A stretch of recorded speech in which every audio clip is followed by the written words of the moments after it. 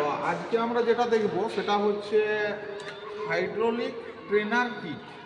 Hydraulic trainer kit, তো হাইড্রোলিকের যে শব্দটা আছে এই শব্দটা হচ্ছে হাইড্রোলিকটা হাইড্রা পর্যন্ত একটা, যদি হাইড্রোলিক পুরো ওয়ার্ডটাকে দুটো ভাগে ভাগ করি তাহলে হাইড্রা একটা আর অলিক একটা, দুটো পার্ট আছে।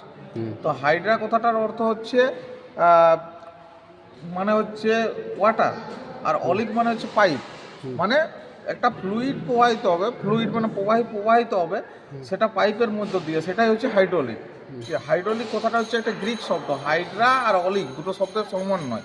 হাইড্রা কথাটার অর্থ হচ্ছে ফ্লুইড বা লিকুইড, আর অলিক শব্দটার অর্থ হচ্ছে পাইপ, মানে পাইপের মধ্য দিয়ে তরল প্রবাহিত হবে। এবং পাস্কালের নীতির উপর প্রতিষ্ঠিত হাইড্রোলিক প্রিন্সিপাল। তো আমাদের অনেক কম বল প্রয়োগ করে অনেক বেশি ভারী দ্রব্যকে উপরে লিফট করে উঠাতে সাহায্য করে হচ্ছে হাইড্রোলিক। তো আমরা এটা সকলেই জানি। তো এটা হচ্ছে hydraulic trainer kit. Hydraulic trainer কিটে কী কী আমাদের শেখার জন্য আছে তো দেখাই। যেমন এখানে আছে 4/2 ওয়ে ডাইরেকশনাল কন্ট্রোল ভালভ।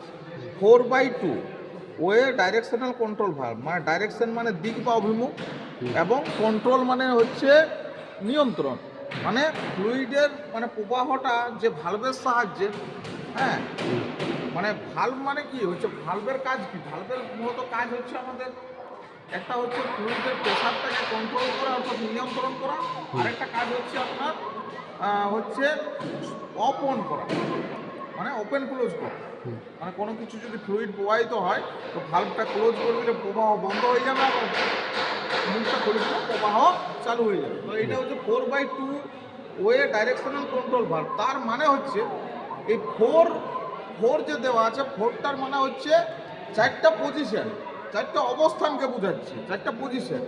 আর 2 যে দেওয়া আছে এটা হচ্ছে দুটো আমাদের হচ্ছে পোর্ট।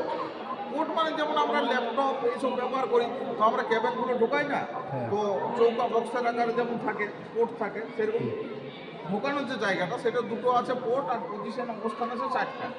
এইবার দেখুন, তারপর আছে one way flow control valve, মানে একদিকে প্রবাহ হবে। ওয়ান ওয়ে মানে একদিকে শুধু প্রবাহ হবে, উল্টো পাশ থেকে আর এইদিকে ফেরত যেতে পারবে না। এটা হচ্ছে one way flow control valve, যেখানে আমাদের প্রবাহী ফ্লো হবে, ফ্লুইড ফ্লো হবে, তাকে নিয়ন্ত্রণ করবে। তারপরে আমাদের কি আছে, ডবল অ্যাক্টিং সিলিন্ডার। এইটা হচ্ছে ডবল অ্যাক্টিং সিলিন্ডার, এটা হলো আমাদের ডবল অ্যাক্টিং সিলিন্ডার। তো সিলিন্ডারের মধ্যে সিলিন্ডার থাকে এবং পিস্টন থাকে। সেটা আমাদের কি করে, আপওয়ার্ড এবং ডাউনওয়ার্ড, এটা আপওয়ার্ড এবং ডাউনওয়ার্ড মুভমেন্ট করে। কিসের সাহায্যে মুভমেন্ট করে, এই যে ট্যাঙ্ক আছে, এই ট্যাঙ্কে আমাদের হাইড্রোলিক অয়েল আছে। তো হাইড্রোলিক অয়েল আমাদের বিভিন্ন রকম হয়, যেমন 32 এরকম হয়। যেটা আমাদের হাইড্রোলিক অয়েল, যে হাইড্রোলিক অয়েলটা আমাদের 68 পাওয়া যায়, যেমন জেসিপিতে ব্যবহৃত হয়। গরম জায়গায় সেটা 68টা ব্যবহার করে। আর আমাদের সাধারণত 40 ডিগ্রি, মানে যেহেতু শীতকালীন পরিস্থিতিতে ইউজ করলে আমাদের 32 হাইড্রোলিক অয়েল হলেই চলে। আর মিডিয়াম একটা আছে 40 রেঞ্জের উপরে, তো সেটাও আমি একটা ভিডিওতে দেখিয়েছি। 68 আমাদের জেসিপি মেশিন, যেগুলো তো আমাদের ভারী ভারী কাজ করে, মাটি খোঁড়াখুড়ি, সেগুলো 68 হাইড্রোলিক অয়েল ব্যবহার করে। এবং সেখানে কি হয়, সেখানে আমাদের ফ্লুইডের যে ভিসকোসিটি অর্থাৎ সান্দ্রতা ওটা বেশি থাকে, মানে তেলটা একটু গাঢ় মোটা হয়, ঠিক আছে। তো এটা থাকে একটা দিয়ে আমাদের উপরে উঠবে একটা পাইপ দিয়ে, আর একটা পাইপ দিয়ে কি হবে, নিচে নেমে যাবে। তো এই দেখুন দুটো আছে, এইটা একটা। তো এখানে আমাদের এখানে কানেকশন করা আছে, এটা আমি এখন করেও দেখাবো আপনাদের। তো এই যেটা কোনটা কোথায় যাচ্ছে দেখুন, তো ভালোভাবে তাকালে লক্ষ্য করা যাবে যে এই যে পাইপ দুটো আছে, একটা এখানে, এই পাইপটা এখানে এসে যুক্ত হয়েছে ডবল অ্যাক্টিং সিলিন্ডারের, আর এই পাইপটা কি হয়েছে, এখানে এসে কানেক্ট হয়েছে অর্থাৎ যুক্ত হয়েছে। এইবারে এইখান থেকে দেখতে পাচ্ছেন এই যে একটা যাচ্ছে, এই দিকে দিয়ে ঘুরে এসে এইখানে হচ্ছে। তার মানে এইখান থেকে কি হচ্ছে, এইখান থেকে আমাদের বলতে পারেন এখান থেকে ধরুন ডিসচার্জ হচ্ছে, আর এইখান থেকে উপরে উঠে কি হচ্ছে, এখানে যাচ্ছে, ঠিক আছে। যে হাইড্রোলিক অয়েলটা এটা দিয়ে উপরে উঠছে, আর এটা দিয়ে ডিসচার্জ হয়ে আবার ট্যাঙ্কিতে ফেরত যাচ্ছে কাজ করার পর। তখন আমাদের কি হচ্ছে, এই ডবল অ্যাক্টিং সিলিন্ডারটা মুভমেন্ট করছে আপওয়ার্ড এবং ডাউনওয়ার্ড, ওয়াই অ্যাক্সিস বরাবর, মানে ভার্টিক্যাল অ্যাক্সিস বরাবর। এটা এখন করে দেখাচ্ছি। আর কি আছে, প্রেসার রিলিফ ভালভ, মানে যেখানে চাপটাকে আমাদের মুক্তি বা উপশম করা যায়। রিলিফ মানে উপশম করা বা মুক্ত করা। তো প্রেসার রিলিফ ভালভ মানে এখানে প্রেসারটাকে উপশম বা মুক্ত করে। যদি আমরা এটার সঙ্গে কানেক্টেড করি পাইপগুলো।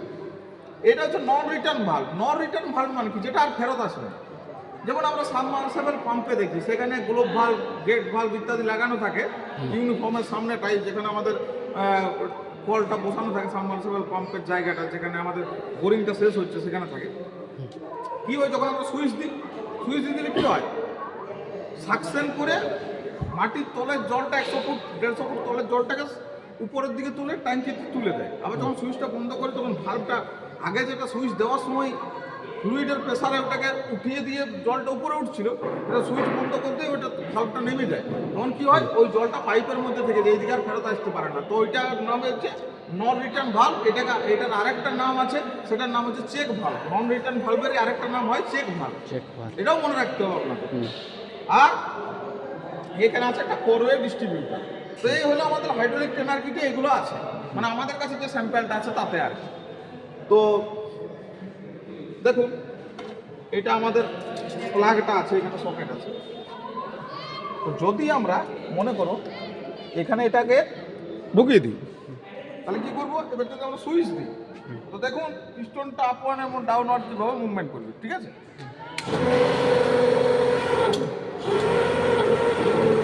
দেখতে পাচ্ছেন আপনারা, উপরে উঠে গেল। এবার যদি একে নিচে নামাতে চাই, দেখতে পাচ্ছেন এটা ফ্লুইডের প্রেসারে হচ্ছে।